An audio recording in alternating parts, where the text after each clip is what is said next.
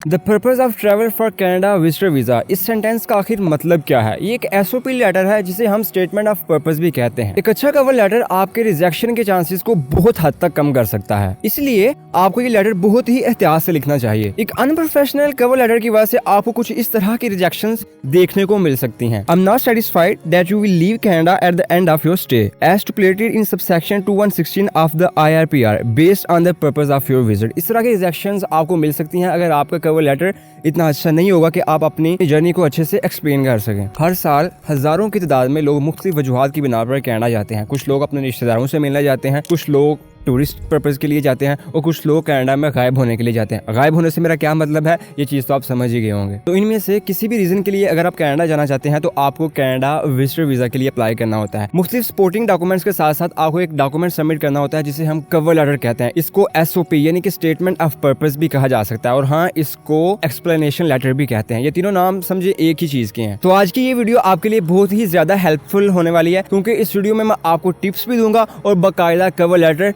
बनाना भी सिखाऊंगा। तो वीडियो को लाइक और चैनल को सब्सक्राइब अब भी कर दो। तो बात करते हैं कि वीजा ऑफिसर आपके कवर लेटर में आखिर देखना क्या चाहता है। Number 1, purpose of trip. आपको एक अच्छा और सॉलिड रीजन देना होगा कि आप आखिर कनाडा जाना क्यों चाहते हैं। इसमें आप बता सकते हैं विजिट पर्पज के लिए जा रहे हैं, किसी रिश्तेदार को मिलने के लिए जा रहे हैं, या कनाडा में कोई इवेंट अटेंड करने जा रहे हैं। तो इस चीज को आपने प्रॉपरली एक्सप्लेन करना है अपने फर्स्ट पैराग्राफ में, जिसको हम पर्पज ऑफ ट्रिप कहते हैं। याद रहे कि यहाँ हमने अपना पर्पज ऑफ ट्रिप लिखना है और इस तरह से लिखना है कि वो फेक ना लगे। नंबर 2 पे जो चीज वीजा ऑफिसर देखना चाहता है वो है your reason for choosing Canada, यानी कि आपने कनाडा को ही क्यों चुना विजिट के लिए। तो यहाँ पे आप बता सकते हैं कि मुझे बचपन से ही कनाडा जाने का शौक था, मैंने मूवीज में फलां प्लेसेस देखी हुई हैं, फलां सिटी है कनाडा का वो मुझे बहुत ज्यादा पसंद है और मैं बचपन से ही चाहता था कि मैं एक दफा उस सिटी को विजिट करूं। यानी कि एक छोटे से सेंटेंस में, एक पैराग्राफ में आपने चीज एक्सप्लेन करनी है कि क्यों कनाडा ही क्यों आपने चुना, ठीक है। तो या फिर अगर आप किसी रिश्तेदार को मिलने के लिए जा रहे हो तो सीधा सीधा आप लिखेंगे क्योंकि मेरे वहां पर रिश्तेदार हैं इसलिए मैं उनको मिलने जा रहा हूँ। अगर आप कोई इवेंट अटेंड करने जा रहे हैं तो आप उस इवेंट का बकायदा वहां पे मेंशन कर देंगे कि फलां इवेंट का नाम है और वो इवेंट सिर्फ कनाडा में होता है,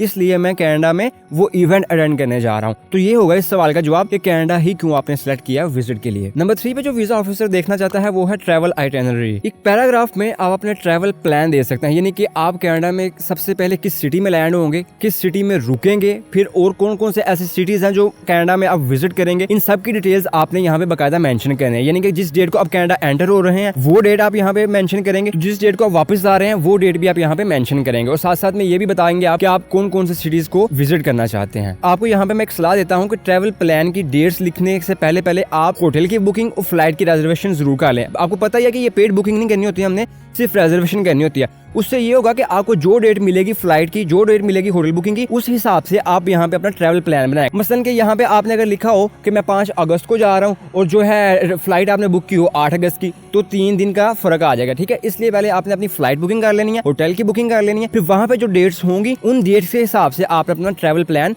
बनाना है। उम्मीद करता हूँ आपको समझ आ गई होगी। तो नंबर 4 पे जो वीजा इमिग्रेशन ऑफिसर देखना चाहता है वो है कि who is financing your trip, यानी कि आपकी ट्रिप को कौन सपोर्ट कर रहा है, आप खुद सपोर्ट कर रहे हैं या आपके पेरेंट्स सपोर्ट कर रहे हैं। तो यहाँ पे आपने बताना है कि भाई मेरे पास फंड्स हैं, मैंने बैंक स्टेटमेंट भी अटैच की हुई है, मेरे पास इतना क्लोजिंग बैलेंस है और मैं उसमें से इतने पैसे लेके जाऊंगा। मिसाल के तौर पर आप कह सकते हैं कि मेरा बैंक का क्लोजिंग बैलेंस जो है वो है 20 लाख और उसमें से 10 लाख जो है वो मैं कनाडा साथ लेकर आ रहा हूँ, ठीक है। यहाँ पे आपने ये प्लान देना कि मैं फाइनेंशियली स्टेबल हूँ और मैं अपनी ट्रिप को खुद सपोर्ट करूंगा। या फिर अगर आपके पेरेंट्स आपकी ट्रिप को सपोर्ट कर रहे हैं तो आप अपने पेरेंट्स के बैंक स्टेटमेंट साथ अटैच करेंगे और बताएंगे कि मेरे पेरेंट्स जो है वो मेरी इस ट्रिप को सपोर्ट कर रहे हैं। नंबर 5 पे जो वीजा इमिग्रेशन ऑफिसर देखना चाहता है वो ये है कि your intention to return your country, यानी कि आप वापस भी आना चाहते हैं या फिर कनाडा में ही गायब होना चाहते हैं, ठीक है। इस सेक्शन में आपको वीजा ऑफिसर को सेटिस्फाई करना है कि आप अपने मुल्क में, होम कंट्री में वापस आएंगे। ये किस तरह से कर सकते हैं?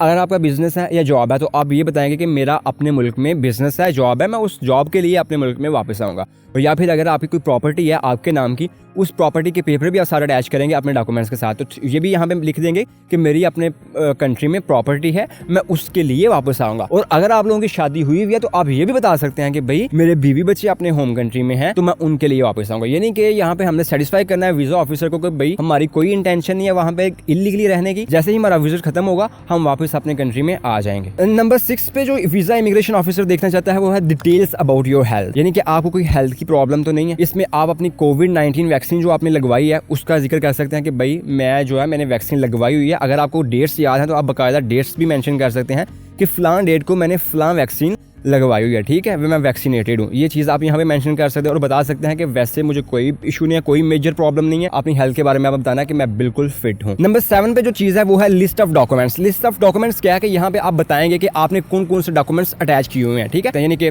बैंक स्टेटमेंट का लिख सकते हैं, ठीक है, आप वैक्सीनेशन का सर्टिफिकेट है वो लिख सकते हैं, ठीक है, एक बुलेट पॉइंट में। इस तरह से बुलेट पॉइंट्स में आपने लिखना है जो जो डॉक्यूमेंट्स आपने अटैच किए होंगे, क्योंकि ये है लिस्ट ऑफ डॉक्यूमेंट्स। तो दोस्तों ये थी कुछ टिप्स जो आपको एक कवर लेटर लिखने से पहले पता होने चाहिए, क्योंकि आपने कवर लेटर, एसओपी लेटर या लेटर ऑफ एक्सप्लेनेशन जिसे हम कहते हैं, वो इन सब चीजों की बिना पर लिखना है, ठीक है। जब आप कवर लेटर लिखने बैठे तो इन सब चीजों को माइंड में रखें, इन सब चीजों को माइंड में रखते हुए आप अपना कवर लेटर रेडी करना है। अभी मैं आपको अपने लैपटॉप की स्क्रीन के ऊपर लेके चलता हूँ, जहां मैं आपको ये प्रॉपर्ली करके भी बताऊंगा। एक टेम्पलेट भी आप लोगों को दूंगा जो आप डाउनलोड कर सकते हैं, ठीक है, उसका लिंक डिस्क्रिप्शन में मिल जाएगा, आप वो डाउनलोड कर सकते हैं और वहां से चेंजिंग कर सकते हैं। लेकिन चेंजिंग भी तब भी होगी जब आपको अच्छे से समझ आएगी। तो ये किसी भी कंट्री के लिए, चाहे आप कनाडा के लिए करना चाहें, अमेरिका के लिए करना चाहें या किसी भी यूरोपियन कंट्री के लिए करना चाहें, हमेशा कवर लेटर की जो रिक्वायरमेंट्स है वो इसी तरह होगी, क्योंकि हर वीजा इमिग्रेशन ऑफिसर यही चीजें देखना चाहता है जो मैंने आप लोगों के साथ अभी डिस्कस की हैं। तो चलिए लैपटॉप की स्क्रीन के ऊपर चलते हैं। सो लेडीज एंड जेंटलमैन, पहले इस वीडियो को अच्छे से देख लीजिएगा, फिर डिस्क्रिप्शन में लिंक मौजूद होगा, वहां से आप कवर लेटर के टेम्पलेट को डाउनलोड कर सकते हैं इजीली, ठीक है। ये कवर लेटर मेरे पास यहाँ पे सबसे ऊपर है जी, योर नेम। यहाँ पे आपने ये चीज खत्म करके यहाँ पे अपना नाम लिख देना, जो भी आपका नाम है। जैसे मैं अपना नाम लिख देता हूँ अहमद राजपूत, ठीक है। इसी तरह आप अपना ईमेल एड्रेस और अपना फोन नंबर भी लिखना, ठीक है। उसके बाद यहाँ पे जिस डेट को आप ये कवर लेटर बना रहे होंगे तो वो डेट आपने यहाँ पे लिख देनी है। तो नीचे ये ऐसे ही रहेगा अगर आप पाकिस्तान से हैं, ठीक है। अगर आप इंडिया से हैं या दुबई, सऊदी अरब भी ऐसे अप्लाई कर रहे हैं तो आप उसके अकॉर्डिंग अपनी एम्बेसी का वहाँ पे एड्रेस लिख देंगे। ये एड्रेस जो लिखा हुआ है मैंने, ये पाकिस्तानी एम्बेसी का, ठीक है। जो जो चीजें मैंने आपको बताई थी वो सारी की सारी चीजें मैंने यहाँ पे मेंशन की हुई हैं। आप ये टेम्पलेट डाउनलोड कर लेंगे और इसमें चेंजिंग कर लेंगे। चेंजिंग आपको लाजमी करनी पड़ेगी, ठीक है। तो सबसे पहले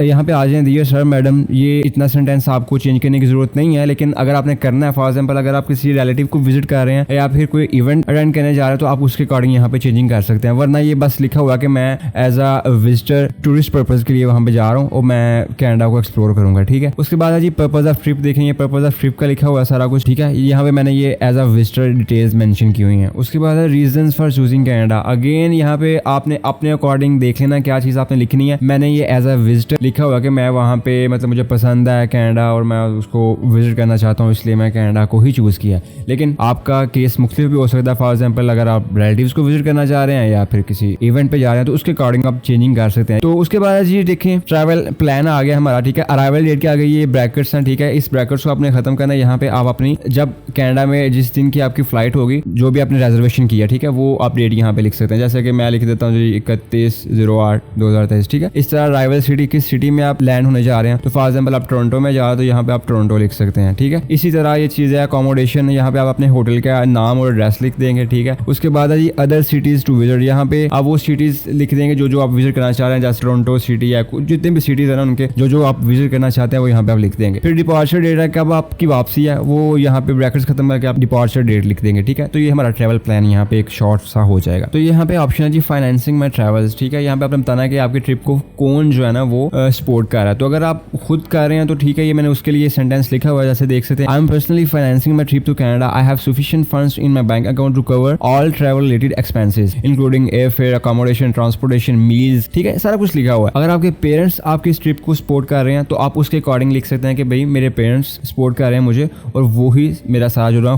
खर्चा उठाएंगे, ठीक है। उसके बाद देखिए जी intention to return my country, I assure you that I fully intend to return to my home country upon the conclusion of my trip, my ties to home country. देखिए होम कंट्री जो ना, यहाँ पे जो भी आपका country है, पाकिस्तान है तो ब्रैकेट्स को खत्म करके यहाँ पे आपने पाकिस्तान लिख देना, ठीक है। Including my family, job responsibilities एट, यहाँ पे आपने जहाँ पे आप जॉब कर रहे हैं उस चीज का मेंशन कर देना, ठीक है, ये ब्रैकेट्स के अंदर। अगर आपकी प्रॉपर्टी नहीं आपने अटैच की तो सिंपली ये प्रॉपर्टी ओनरशिप वाले सेक्शन को खत्म कर देंगे आप और यहाँ पे बस फुल स्टॉप लगा देंगे, ठीक है। तो इसी तरह से मैंने लिखा हुआ है, ठीक है। तो यहाँ पे आप देखते हैं डिपार्चर कनाडा, जहाँ से जब वापसी आप जाएंगे, जिस दिन की आपकी वापसी होगी कनाडा की, तो वो वाली डेट यहाँ पे आप लिख देंगे ब्रैकेट्स के अंदर, ठीक है। फिर आगे हेल्थ डिटेल्स के अंदर आ जाए, तो हेल्थ डिटेल्स के अंदर भी देखें, तो हेल्थ डिटेल्स के अंदर भी आपने बताना कि भाई मैं बिल्कुल फिट हूँ, जैसे लिखा हुआ जी I am in good health and have not undergone any recent surgeries, ठीक है। मतलब कोई प्रॉब्लम आपको मेजर है नहीं है, ठीक है। उसके बाद ये बताया हुआ है कि कोविड-19 वैक्सीन की दोनों डोजेस लगी हुई हैं और उस यहाँ पे जो ब्रैकेट के अंदर है वैक्सीन नेम, यहाँ पे आप वैक्सीन का नाम लिख देंगे। फर्स्ट डोज की जो डेट थी वो यहाँ पे लिखेंगे और सेकंड डेट की जो डोज थी वो यहाँ पे लिखेंगे। अगर आपको डेट्स नहीं याद तो सिंपली इसको खत्म कर दे,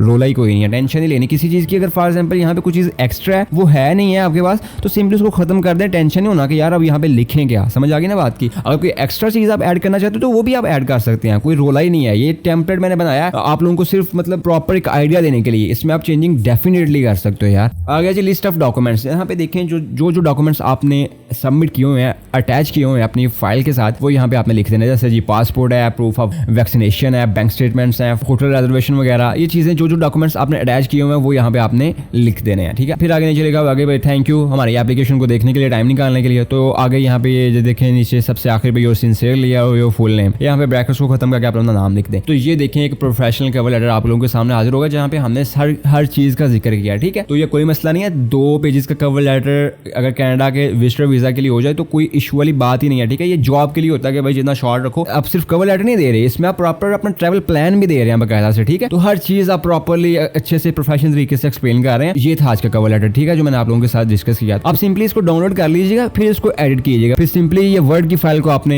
PDF में कन्वर्ट कर लेना और आपका कवर लेटर रेडी हो जाना।